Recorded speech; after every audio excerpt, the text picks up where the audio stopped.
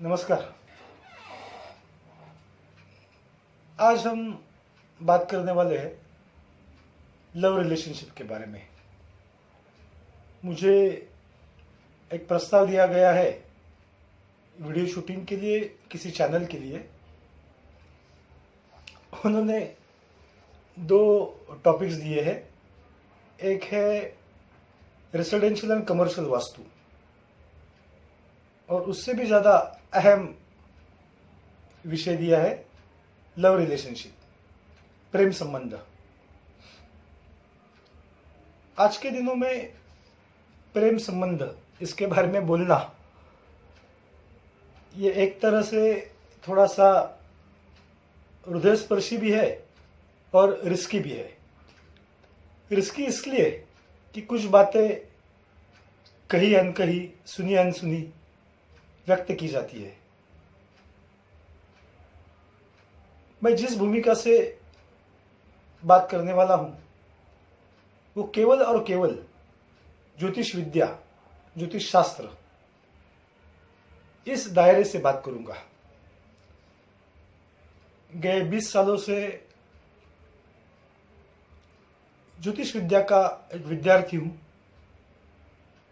कई कठिनाई या खुद के जीवन में या और बहुत से जो परिजन आते हैं उनके जीवन में देखने को मौका मिलता है। मैं मौका इसलिए कह रहा हूं कि सभी अनुभव हम खुद नहीं ले सकते, कुछ दूसरों के अनुभव से भी सीखना चाहिए। तो आज ज्योतिष विद्या, ज्योतिषीय गणित, इसके माध्यम से कुछ वार्तालाप आपसे करूंगा। प्रेम संबंध, इसके लिए मुख्यतः आपके कुंडली में से पंचम स्थान ये सबसे महत्वपूर्ण होता है। जो पंचम स्थान एजुकेशन का भी है, गैम्बलिंग का भी है और प्रेम संबंध का भी है। वैसे तो सप्तम स्थान ये पार्टनर रिलेशनशिप, मैट्रिमोनियल रिलेशनशिप, इसके लिए कहा जाता है। मगर प्रेम संबंध, लव रिलेशनशिप, ये 5th हाउस से, पंचम स्थान से देखा जाता है।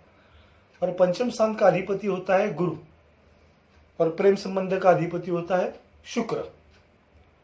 कितनी दो विभिन्न चीजें एक साथ मिलती है यहाँ पे। शुक्र जिसे कहते हैं दैत्यों का गुरु, और गुरु जिसे कहते हैं देव का गुरु। ये दोनों का मिलाप जहां पे हो सकता है वो ये 2.5 अक्षर का प्रेम। इसके साथ साथ पंचम स्थान के साथ में सप्तम स्थान भी देखा जाता है, नवम स्थान भी देखा जाता है और एकादश स्थान भी देखा जाता है। और सक्सेसफुल लव रिलेशनशिप के लिए शुक्र के साथ में चंद्र और मंगल, ये दोनों बहुत ही महत्वपूर्ण ग्रह है। मंगल इसलिए कि चंद्र ये तो वो प्रेम जो मन में ही रह जाता है, जो शुक्र ने, जो उत्तेजकता का, आस्वाद का, रस का, किसी भी तरह के पैशन का कारक है। वो प्रेम को तो उजागर करता है, पर मन टू बी और नॉट टू बी मेरे सहमे रह जाता है। और उस मन को अगर मंगल की, उस एग्रेशन की, उस फिजिकल सपोर्ट की अगर राह मिलती है तो वो प्रेम आगे कदम बढ़ाता है।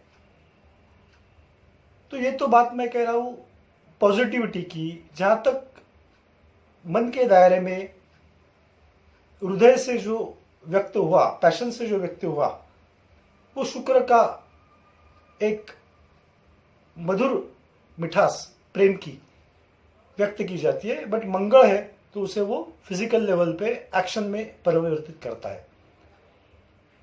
ये पॉजिटिव दायरे के साथ साथ अगर निगेटिव दायरा उसमें बीच में आ जाता है, और वो निगेटिव क्या है? राहु, शनि और कुछ हद तक यूरेनस। जो यूरेनस कुछ चीजों को अचानकता में परिवर्तित करता है, इसलिए वो प्यार, बहुत से लोग कहते हैं पता नहीं बस हो गया, I don't know how I get dragged away into it. तो यूरेनस की एक हलचल पैदा हो जाती है। पर उसके साथ में अगर शनि जुड़ जाता है तो शनि उस चीज़ों को मध्यम, रुक रुक के, आगे पीछे कराता है, वो व्यक्त नहीं करने देता है या उसमें दिक्कतें लाता है, डिले लाता है। पर वो डिले तक ठीक है, अचानकता तो ठीक है, मगर उसमें राहु का अगर दायरा आ गया तो भले भले को उखाड़ देता है, भले भले के रिलेशनशिप को एक तरह के डिस्पेयर में कन्वर्ट कर देता है। क्योंकि राहु बनी बनाई बात बिगाड़ देता है। बनी बनाई बात इसलिए कि वो बन ही रही थी और पता नहीं कैसे बिगड़ गई। आप कहोगे कि आप क्या कह रहे हो, बिल्कुल। उसके पहले जो हम सब ने सुनी हुई है कि लव, रिलेशनशिप और marriages are made up in heaven, मगर हिंदी में ज्यादा संयुक्तिक लगता है मुझे कि रिश्ते तो आसमान से बनते हैं। आसमान से क्यों? क्योंकि मैं ज्योतिष विद्या का विद्यार्थी हूं। आसमान में जो ग्रह तारे हैं, नक्षत्र का एक आभास है, उसकी वजह से जो मोमेंटम होता है, वो मोमेंटम आपके रिलेशनशिप को बरकरार करता है, उस रिलेशनशिप को हवा देता है और उस रिलेशनशिप को बिगाड़ता भी है। तो बनना और बिगड़ना, ये दोनों वो आसमानी शक्ति के हाथ में है।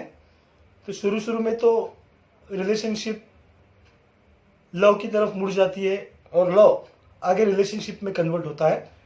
पर वो रिलेशनशिप कहाँ तक आगे बढ़ेगा, कहाँ तक संयमित और नियमित रहेगा और कहाँ पे वो पटरी से फिसल जाएगा, दोनों में से एक की मति, वृत्ति बदल जाती है और वो रिलेशनशिप स्टैंडर्ड हो जाता है, अटक जाता है, बिगड़ जाता है। एक तरह से एक क्लेश, दुख पैदा हो जाता है। जब मैं अध्यात्म विद्या का भी अध्ययन करता हूं तो तब मुझे समझता है कि इसमें गुरु का सबसे बड़ा रोल है।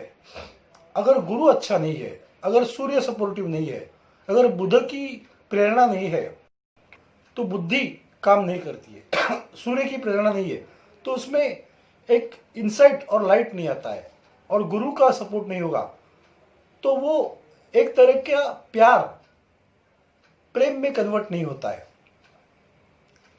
जबकि मीरा ने भी प्यार किया था राणा से, शादी भी हुई थी, मगर मीरा ये नहीं कहती है। मीरा तो कहती है मेरा प्रेम तो, मैं कृष्ण प्रेमी हूं। तो फिर आगे जाके कहती है 2.5 अक्षर प्रेम का, पढ़े सो पंडित होए।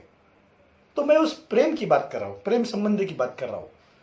प्यार तो होता है और कहते हैं प्यार तो होना ही था, और प्यार किसके बस में है।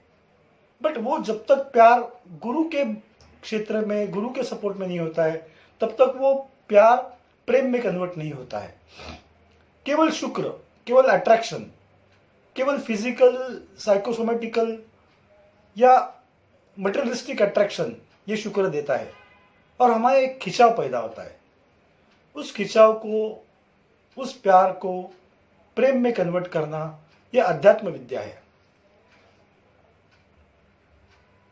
आजकल तो गंगा तो उल्टी बह रही है। Most of the people are saying कि I am study with him. Most of the girls and boys saying yeah there is a relationship between we two of. फिर वो लिविंग रिलेशनशिप को ज्यादा पसंद करते हैं, क्योंकि वो कॉन्ट्रैक्चुअल मैरिज में कन्वर्ट करना ये इतना आसान नहीं है, ऐसा उन्हें लगता है, या वो आसानी से जो बन जाएंगे उसमें से बाहर आना मुश्किल लगता है। क्योंकि बहुत से अनुभव हम जिंदगी भर देखते हैं। उस सब अनुभवों को देख के नई जनरेशन रिश्तों को रिश्ता ही रखना चाहते हैं, उसको कॉन्ट्रैक्ट करने में पसंद नहीं करते। हमारे वेद पुराणों में इसका बहुत सटीक से अध्ययन किया है। उस अध्ययन के लिए स्थल, काल, वेळ उसके साथ साथ जन्म कुंडली में जो एक प्रकार का उसको कहते हैं दशा, महादशा, दशा, अंतरदशा, विशुद्धि दशा, उसमें जो दशा है वो सबसे अहम हिस्सा है। जो दशा आपके कुंडली में उस पीरियड में, उस सीजन में, उस ईयर में चल रही है, उसके अनुसार, और जो पंचम स्थान में आपके जो ग्रह है 5th हाउस में, उस ग्रह के अनुसार, या तो जो उस पंचम स्थान का जो अधिपति गुरु है उसकी दशा के अनुसार आपके जिंदगी में प्यार होता है। वो प्यार कौन सी दशा चल रही है, शनि की है, शुक्र की है, राहु की है, मंगल की है, बुध की है, चंद्र की है, शनि की है, उस दशा के ऊपर निर्भर होता है कि उसका आगे क्या परिणाम आने वाला है। वो परिणाम आपके हाथ में नहीं। वैसे प्यार होना ये भी आपके हाथ में नहीं। There is nothing we can do about, क्योंकि much before we can predict that somebody is going to fall in love, and much before we can predict how long it can sustain, and much further we can say what result will come and what we will learn out of it. ये सभी कहा जाता है, तो फिर आपके बस में है क्या? मेरे हिसाब से तो जरा भी नहीं है। इसीलिए कहते हैं कि रिश्ते तो आसमां में बनते हैं, पर उसको कन्वर्जन रिलेशनशिप को कॉन्ट्रैक्ट में, मैट्रिमोनियल रिलेशनशिप में होना, ये सप्तम हाउस से देखा जाता है, नवम हाउस से देखा जाता है, और एकादश स्थान से देखा जाता है। उसी हिसाब से ये रिलेशनशिप एक रिश्ता बन जाता है, और वो रिश्ता फिर से कौन से दशा में, कौन से महादशा में, और कौन से ग्रह के उदय में, परिवर्तन में होता है, वो रिलेशनशिप, कॉन्ट्रैक्ट, मैरिज, उस पर भी निर्भर होता है। वो शादी कब तक, उस पर निर्भर होता है कि कौन सी महादशा में आपका रिश्ता, रिलेशनशिप ये कन्वर्ट हो रही है। वो जब कॉन्ट्रैक्ट बनता है शादी का या साथ रहने का, वो कौन से दशा में होता है, या सप्तम स्थान में जो ग्रह है उसकी दशा कौन सी चल रही है, या शुक्र की महादशा में कौन से अंतर्गत दशा चल रही है, इसके ऊपर निर्भर होता है कि आपका जो रिश्ता बन रहा है वो कहां तक चलेगा, कहां तक स्ट्रेंथन रहेगा, कब बिगड़ेगा और कब फिसल जाएगा। तो सप्तम स्थान के साथ में नवम स्थान, भाग्य स्थान, एकादश स्थान, इसको भी देखा जाता है। पर जैसे मैंने कहा कि चंद्र, शुक्र और मंगल ये बलवान होने चाहिए। उसके साथ में गुरु का अगर अनुकूलता हो तभी वो रिश्ता एक प्रकार की मिठास लेके आता है, एक लॉन्ग टर्म रिलेशनशिप होता है। वरना वो रिलेशनशिप बनते बनते बिगड़ जाती है। वो बिगड़ने के लिए, जैसे आपका जो अष्टम स्थान है, द्वादश स्थान है और दशम स्थान है। दशम स्थान क्यों? तो दशम स्थान, इसमें 4 ग्रह अधिपति है, तो उसमें से अगर वो किसी भी ग्रह की अगर डिसेंडेंट वक्री में है तो वो रिश्तों में बहुत तनाव लेके आते हैं। वो रिश्तों के तनाव, अगर आपके गुरुबल ठीक नहीं है, आपका सूर्य अनुकूल नहीं है, या आपकी कोई सतमार्ग की साधना नहीं है, तो वो शुक्र और राहु आपको सिर्फ फैशन और पैशन तक, खिंचाव तक लेके जाता है। उसका रिलेशनशिप में जो एक स्ट्रेंथ आनी चाहिए वो नहीं होती है, और शॉर्ट ड्यूरेशन के बाद, थोड़ा अनुभव के बाद में चीजें बिगड़ना शुरू हो जाती है। फिलहाल आज मैं इतने विषय पे कहूंगा। इसका आगे का गणितीय सिद्धांत, इसके आगे के अनुभव और उसके आगे के कुछ इसके बाहर निकलने के लिए और इसको डिस्पेयर में कन्वर्ट न होने के लिए कौन सी चीजों को मद्देनजर में रखना चाहिए, ये आपको अगले वीडियो में कहूंगा। बहुत बहुत शुक्रिया। आपका दोस्त मंदार गैसास, ठाणे, मुंबई से। धन्यवाद।